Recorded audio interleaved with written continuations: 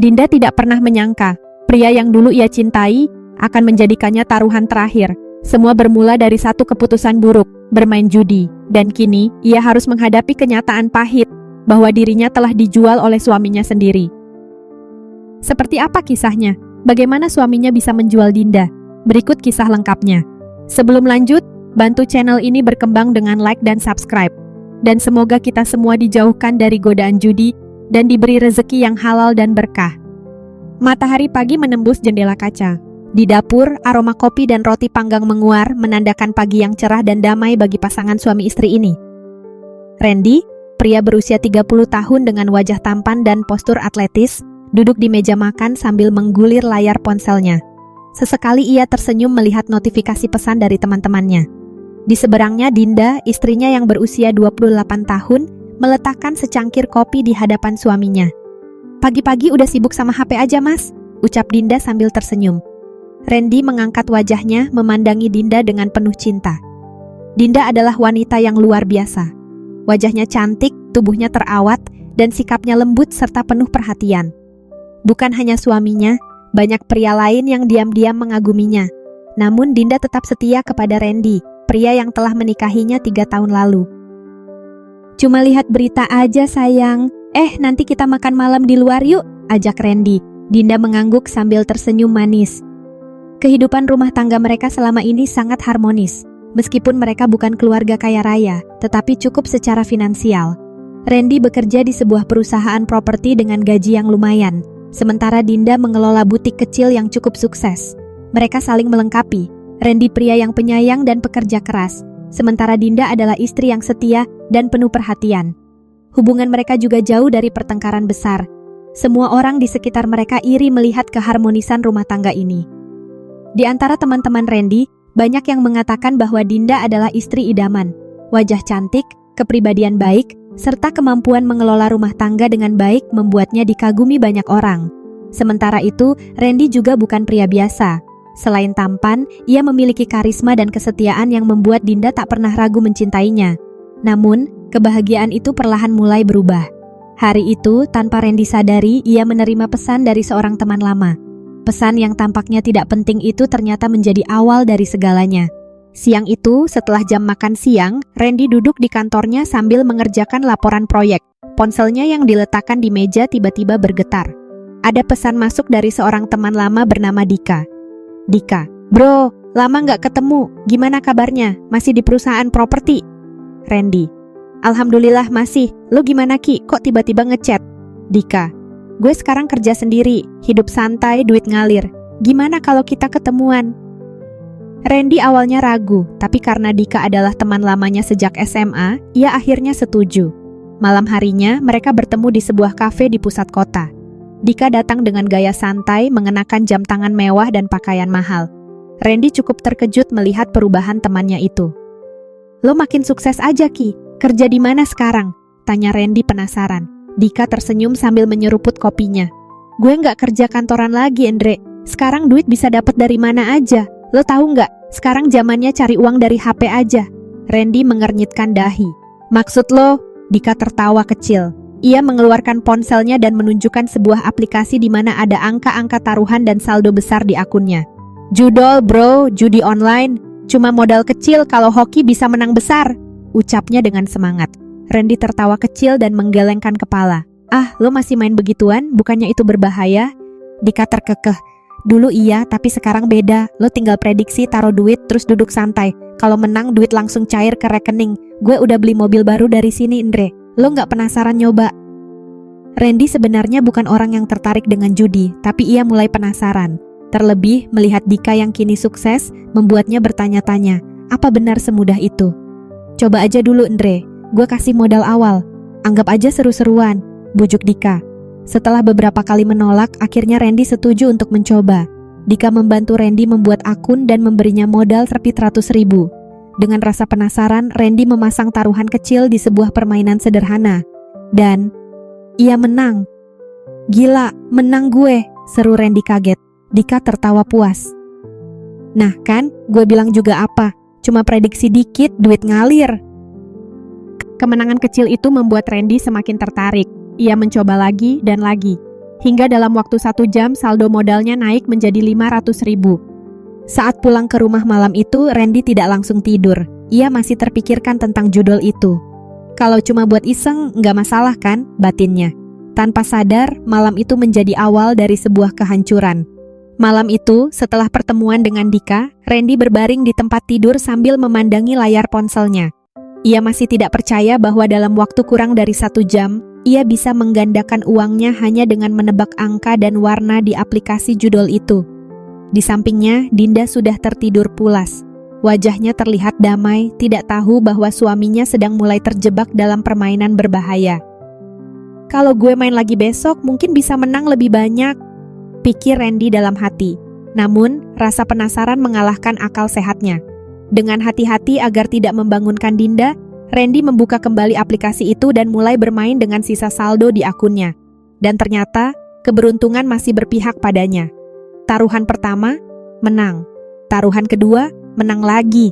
Begitu seterusnya hingga dalam waktu kurang dari 1 jam, saldo di akunnya mencapai 5 juta.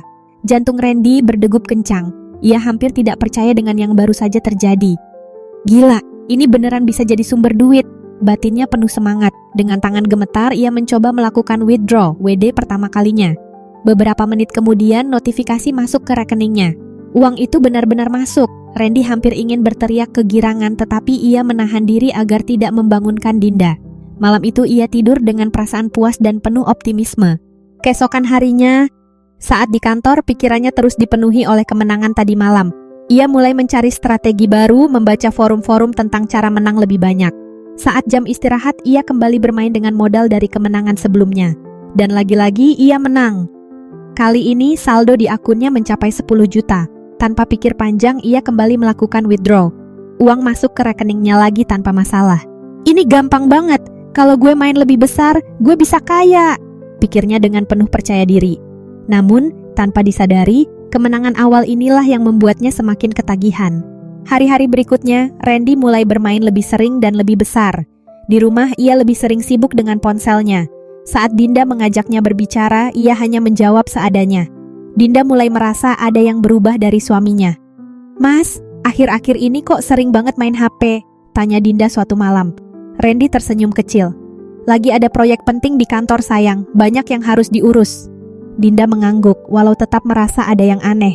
Ia tidak tahu bahwa suaminya sudah mulai mengambil langkah yang lebih berbahaya, memasang taruhan lebih besar dengan harapan menang lebih banyak. Randy masih belum sadar bahwa ini adalah awal dari kehancurannya. Setelah kemenangan demi kemenangan yang ia raih, Randy semakin percaya diri. Ia merasa telah menemukan cara mudah untuk menghasilkan uang tanpa harus bekerja keras. Awalnya ia masih bermain dengan modal kecil, tetapi setelah beberapa kali menang besar, ia mulai meningkatkan taruhannya.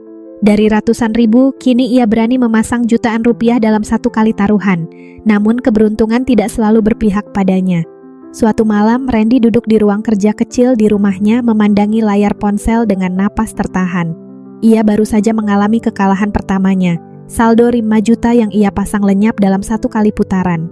Santai, masih ada saldo, pikirnya. Ia mencoba memasang lagi dengan jumlah lebih besar, berharap bisa menutup kerugiannya. Namun yang terjadi justru sebaliknya, ia kalah lagi dan lagi. Dalam waktu 1 jam, saldo di akunnya yang tadinya puluhan juta rupiah kini tersisa 0.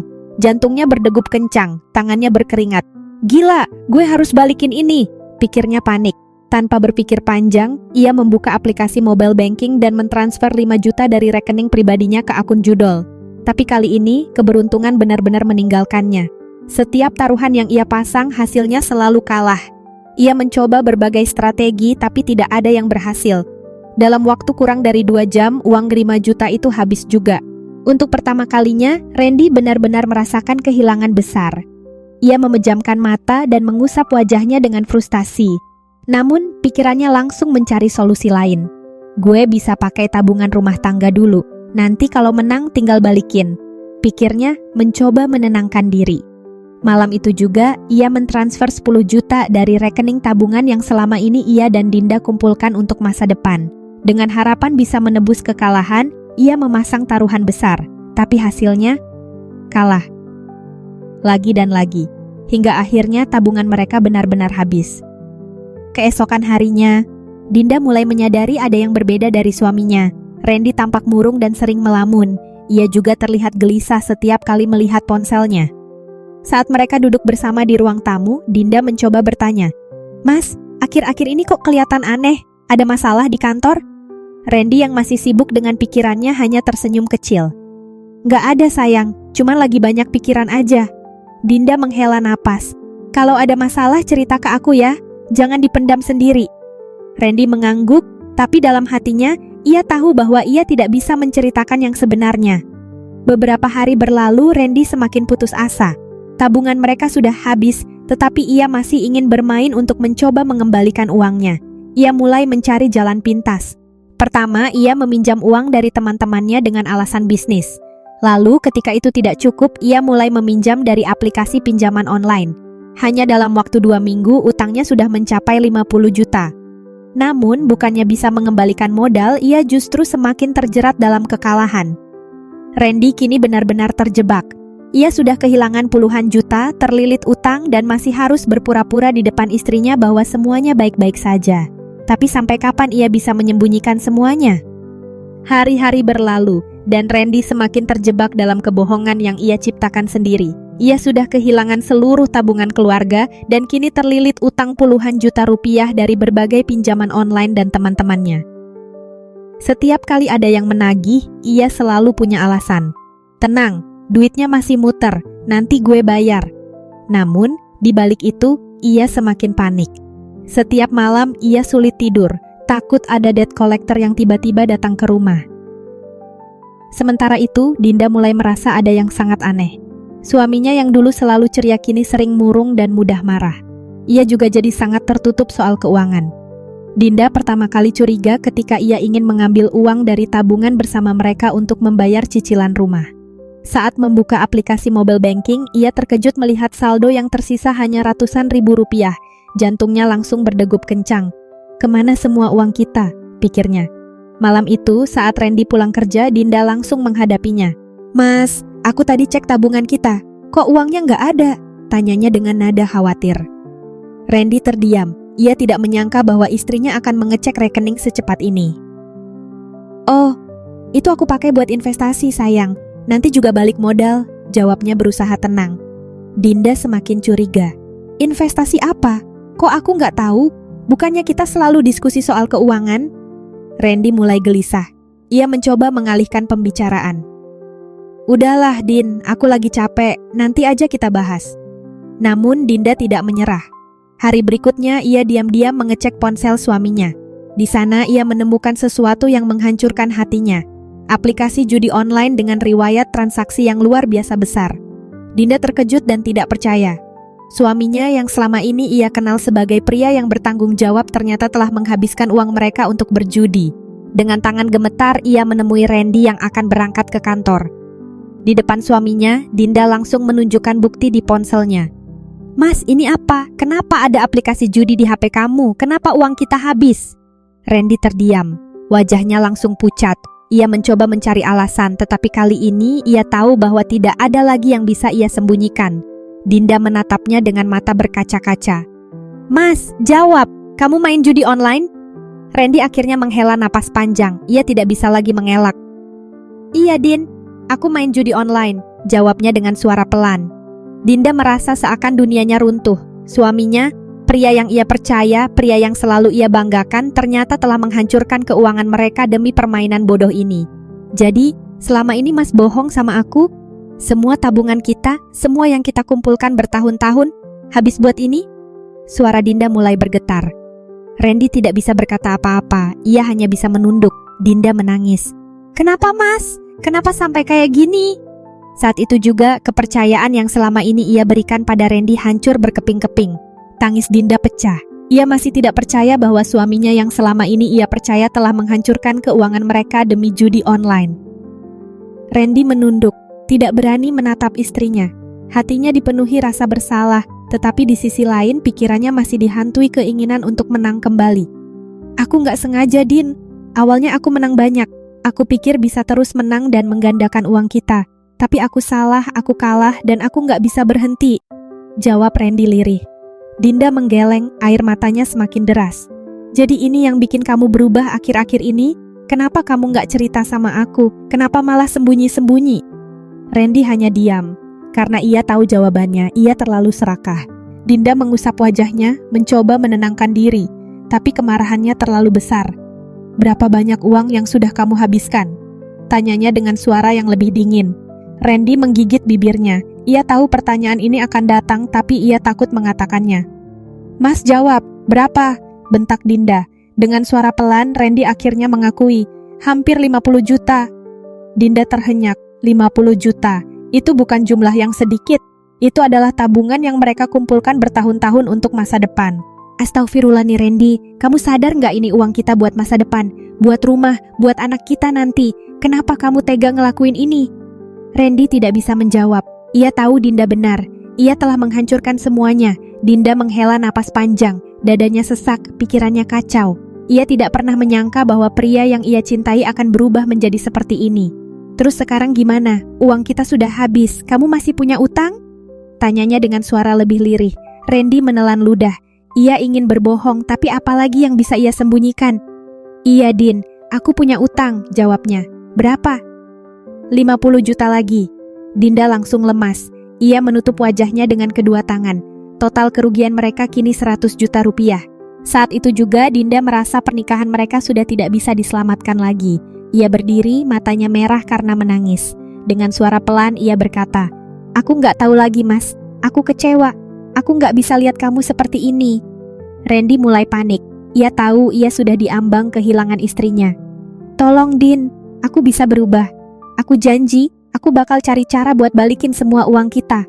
Katanya memohon, tapi Dinda menggeleng. Gimana caranya?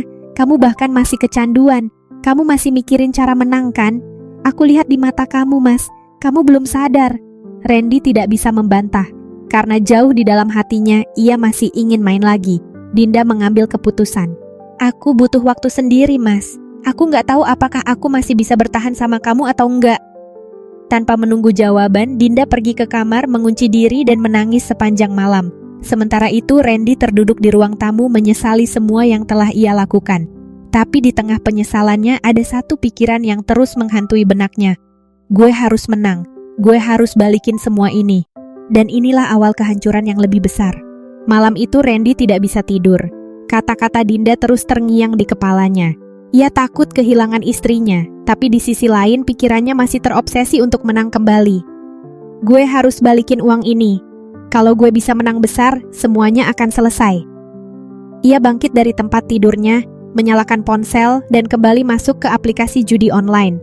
Tapi masalahnya, ia sudah tidak punya modal lagi.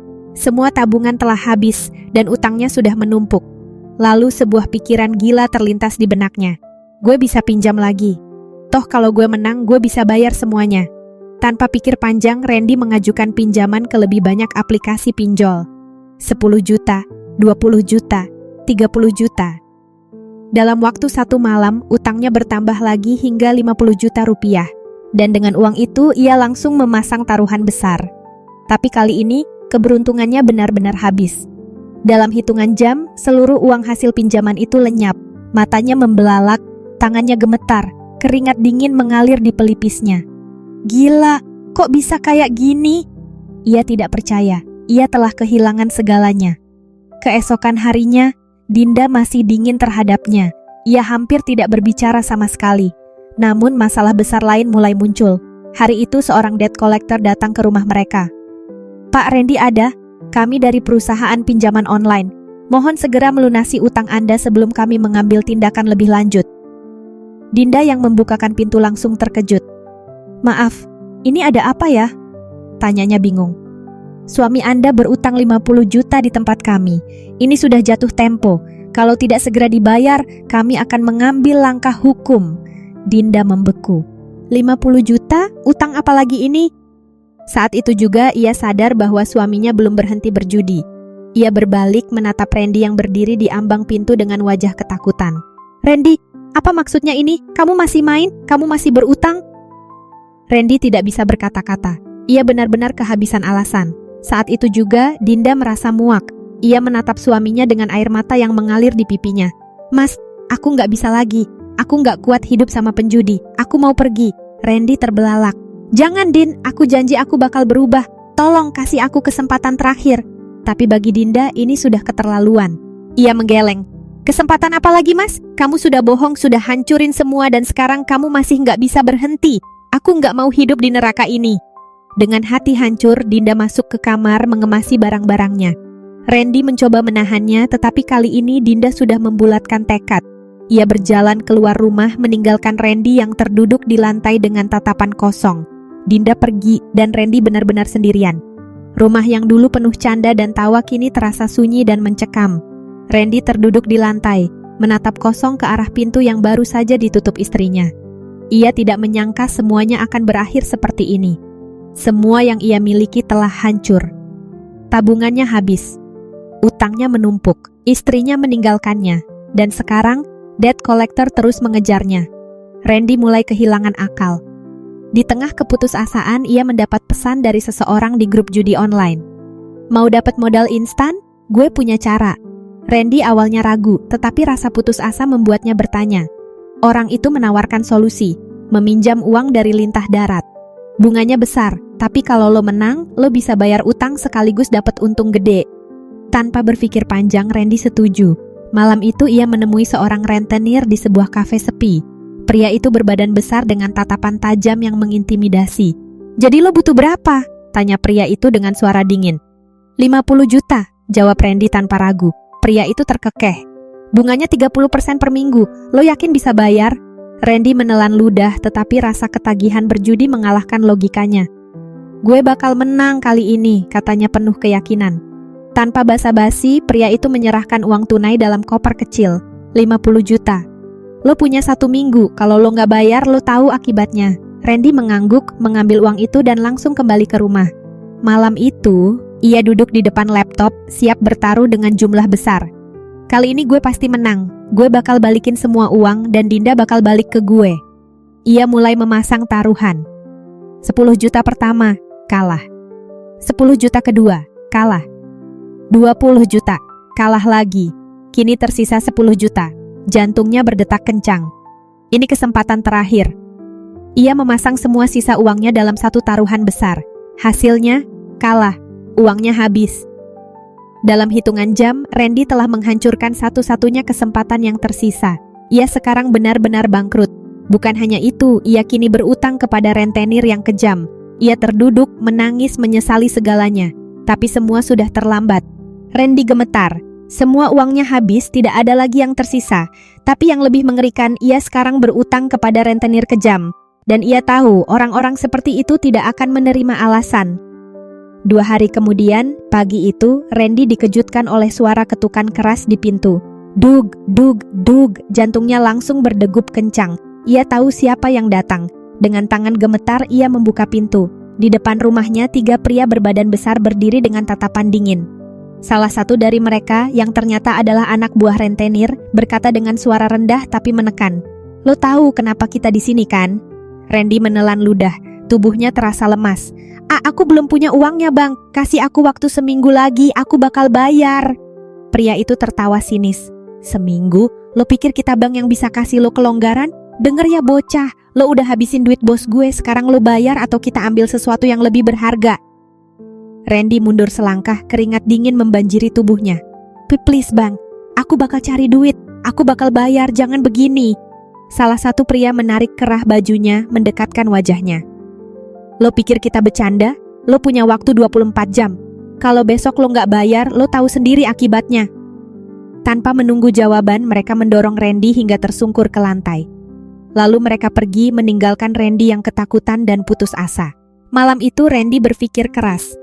Dari mana gue bisa dapat uang sebanyak itu dalam sehari?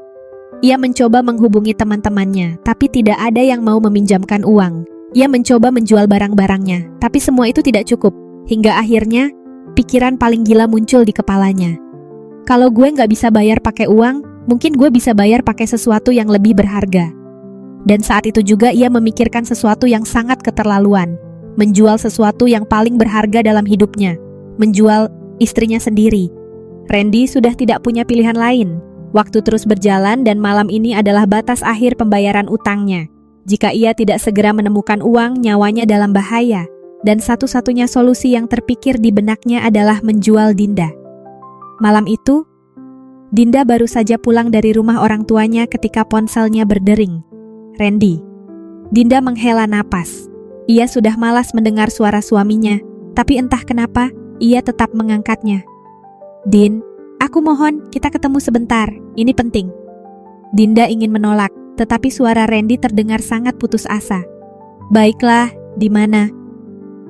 1 jam kemudian, Dinda duduk di sebuah restoran kecil menunggu Randy. Tak lama kemudian Randy datang bersama seorang pria parubaya, berjas rapi dengan tatapan licik. Dinda langsung merasa ada yang aneh. "Siapa ini, Mas?" tanyanya curiga. Randy menelan ludah, ia tampak gelisah. Dia orang yang mau bantu aku, Din. Dia bisa bayar semua utangku, tapi ada syaratnya." Dinda menatapnya tajam. "Syarat apa?" Pria itu tersenyum.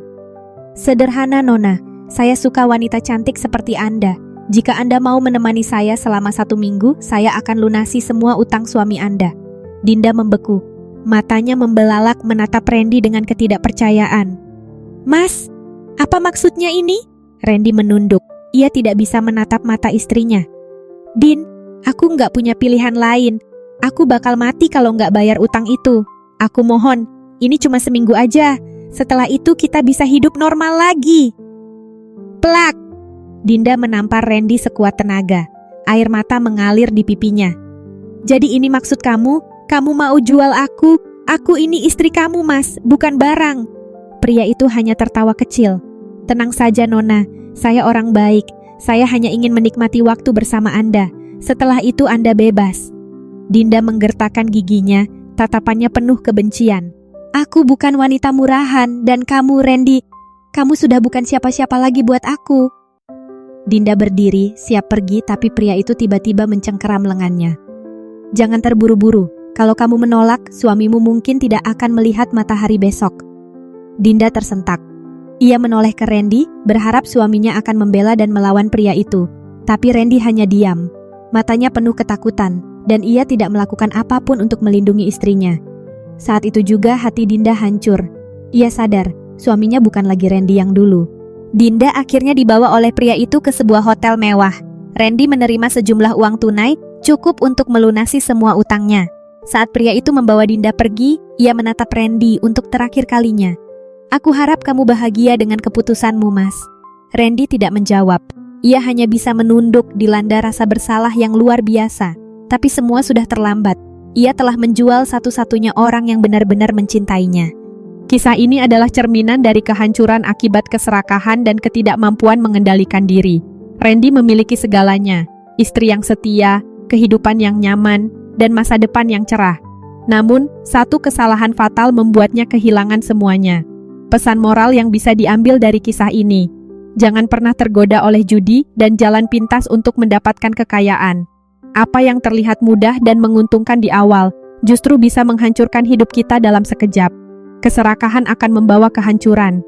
Randy tidak puas dengan kehidupan yang cukup dan terus mengejar kekayaan instan. Akibatnya, ia justru kehilangan semua yang berharga. Jangan menjadikan pasangan sebagai korban atas kesalahan sendiri. Pernikahan adalah tentang saling melindungi, bukan saling mengorbankan demi kepentingan pribadi. Utang adalah beban yang bisa menghancurkan hidup. Jangan pernah berhutang jika tidak mampu mengelolanya, terutama kepada orang-orang yang tidak mengenal belas kasihan. Hilangnya moralitas akan membuat seseorang kehilangan segalanya. Pada akhirnya, bukan hanya harta yang hilang, tetapi juga kepercayaan, kehormatan, dan bahkan orang-orang tercinta. Hidup adalah pilihan. Setiap keputusan yang kita ambil akan menentukan masa depan kita. Randy memilih jalan yang salah dan akibatnya ia harus kehilangan segalanya. Semoga kisah ini menjadi pengingat bagi kita semua. Jangan pernah mempertaruhkan kebahagiaan dengan keserakahan, karena tidak ada kekayaan yang sebanding dengan kehilangan orang yang benar-benar mencintai kita. Menurut kamu, apakah Randy masih pantas dimaafkan? Komen di bawah ya. Jangan lupa juga tekan tombol like dan subscribe, supaya kita bisa terus berbagi kisah menarik lainnya.